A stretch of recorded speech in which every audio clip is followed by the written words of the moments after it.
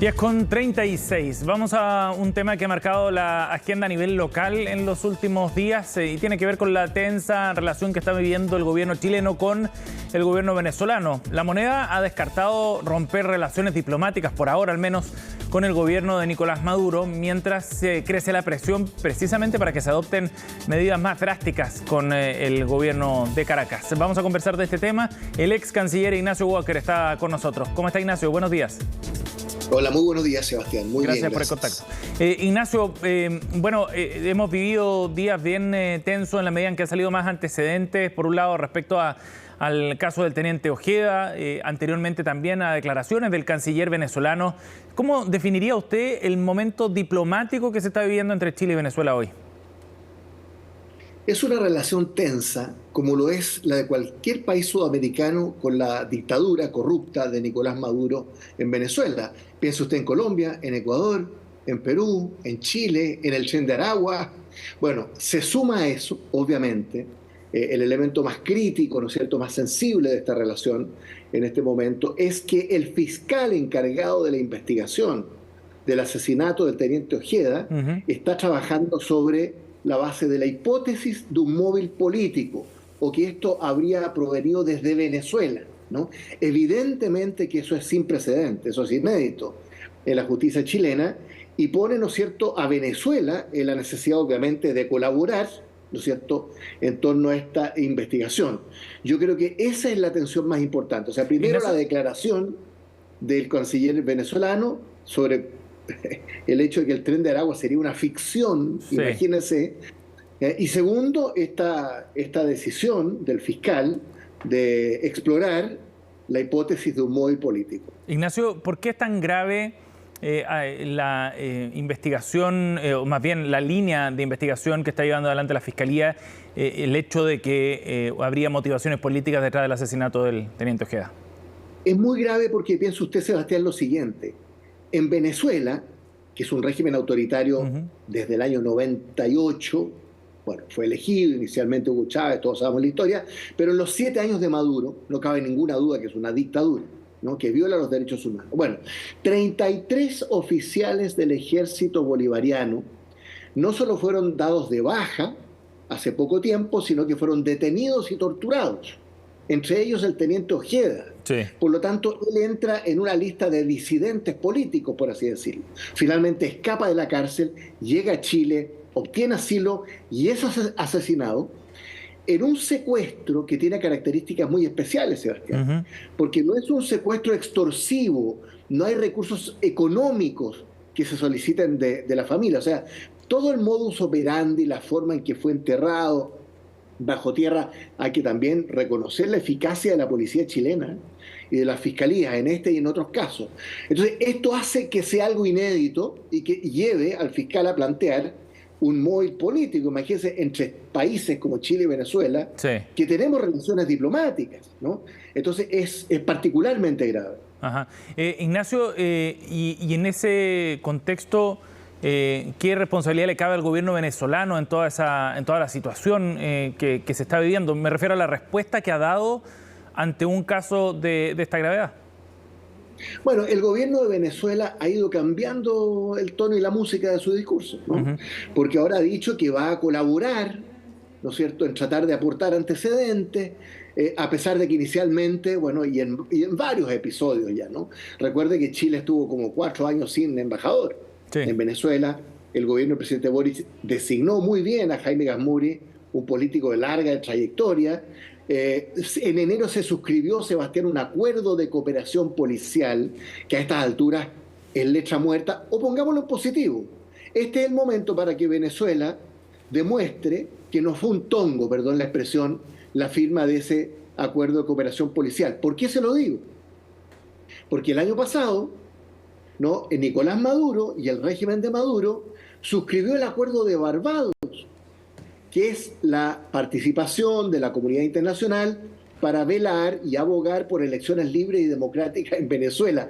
Eso fue reírse de la comunidad internacional, una verdadera burla de la comunidad internacional, porque obviamente sabemos que eso es letra muerta, ¿no? En la medida en que los principales contrincantes, María Corina Machado y otros, ¿no es cierto?, no pueden participar en esa elección. Entonces, aquí lo que queda manifiesto, a ver, Sebastián, digámoslo derechamente, en América Latina tenemos 3 dictaduras. Este es el hecho central. La dinastía comunista de Cuba, ¿no? Díaz Canel es un monigote, un títere de Raúl Castro, y las 2 dictaduras corruptas de Venezuela y de Nicaragua. Ahora, yo quiero decir lo siguiente. El presidente Boric, su gobierno, el canciller Van Claveren, la ministra Toá, han tenido una postura muy crítica de Venezuela y de Nicaragua. Recuerde que además la expresidenta Bachelet en 2019 emitió un informe lapidario como alta comisionada sobre las violaciones a los derechos humanos en Venezuela. Entonces, estamos enfrentando una realidad muy compleja, muy inédita, y eso requiere de mucha sagacidad y de evitar la precipitación. A los que hoy día piden romper relaciones con Venezuela. Eso le iba a preguntar, Ignacio, si es que ese era un camino, ¿cree usted, viable? ¿Hay que tener eso sobre la mesa hoy día? Hoy no. Yo no veo hoy día, Sebastián, a ver, ¿cómo lo digo? Las diferencias políticas o ideológicas entre los países no son un obstáculo para tener relaciones diplomáticas. Le doy un ejemplo, el clásico ejemplo.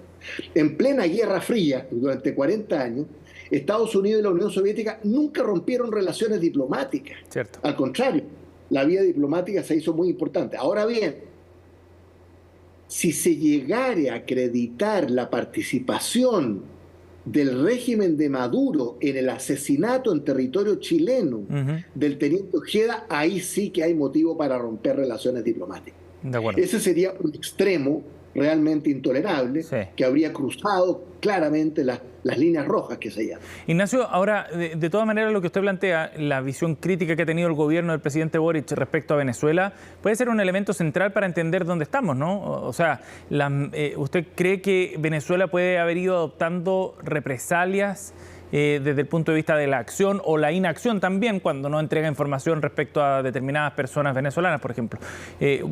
¿Podría haber tomado esas represalias por la posición que ha adoptado Boric con Venezuela, por el tono más duro? Entre otras cosas, evidentemente el presidente Boric ha sido muy criticado por Diosdado Cabello, por ejemplo, que es el que maneja el poder ahí en Venezuela. Bueno, el que maneja el poder en Venezuela, el que sostiene la estantería, por así decirlo, es la inteligencia cubana, que ha sido extraordinariamente eficaz, muy eficaz, que ha evitado varios intentos de incluso derrocamiento de Nicolás Maduro hace 3, 4 años, usted recordará. La inteligencia cubana sostiene la estantería en Venezuela. Diosdado Cabello es el hombre fuerte. Nicolás Maduro fue el sucesor de Hugo Chávez, pero yo le quiero decir una cosa. Con el presidente Lagos fuimos en visita oficial con Hugo Chávez en 2005.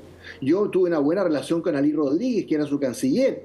En esa visita pudimos reunirnos formalmente, como parte del programa, con los 22 grupos de oposición. Ya nada de eso existe. Hoy día hay 7 millones de venezolanos y venezolanas fuera de Venezuela, que han tenido que dejar su país por represión política o por razones económicas.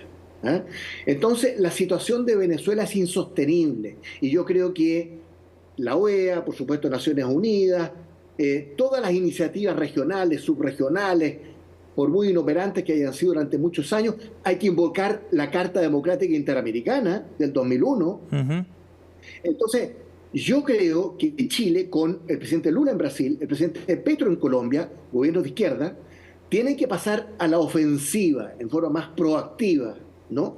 Y en forma más coordinada, ¿no?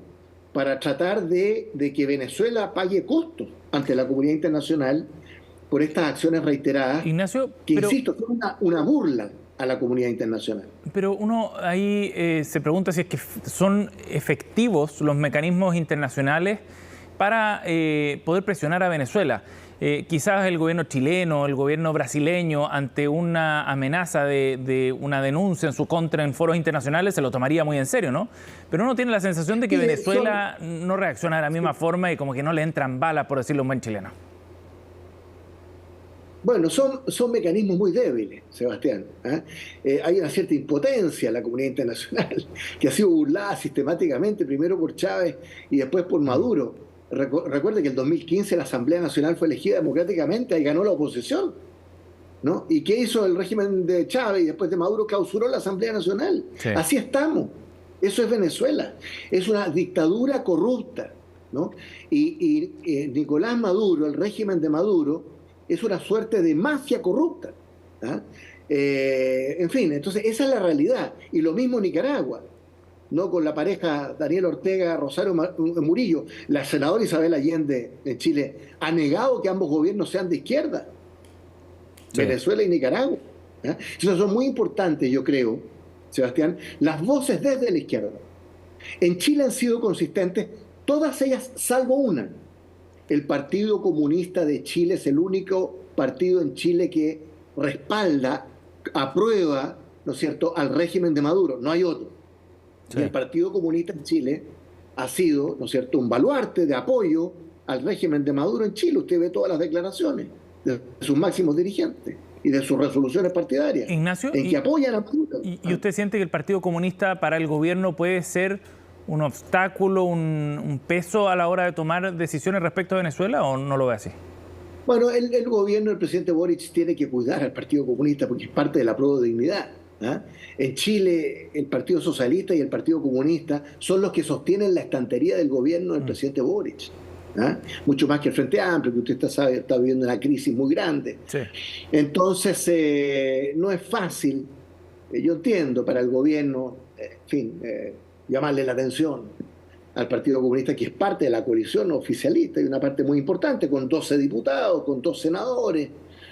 Hoy día está la elección, ¿no es cierto?, de la mesa de la Cámara. Entonces, pero el Partido Comunista en Chile, y esto es bien vergonzoso, hay que decirlo, yo siempre he tenido relación muy cordial con el Partido Comunista, incluso el gobierno de la nueva mayoría. Yo no soy anticomunista ni nada que se le parezca. Pero ¿cómo es posible que en pleno siglo XXI, con todo lo que hemos vivido en materia de derechos humanos en Chile, con el informe de la presidenta Bachelet como alta comisionada, que el Partido Comunista de Chile sea el baluarte de respaldo y soporte del régimen de Maduro en Chile? Es una vergüenza, es impresentable.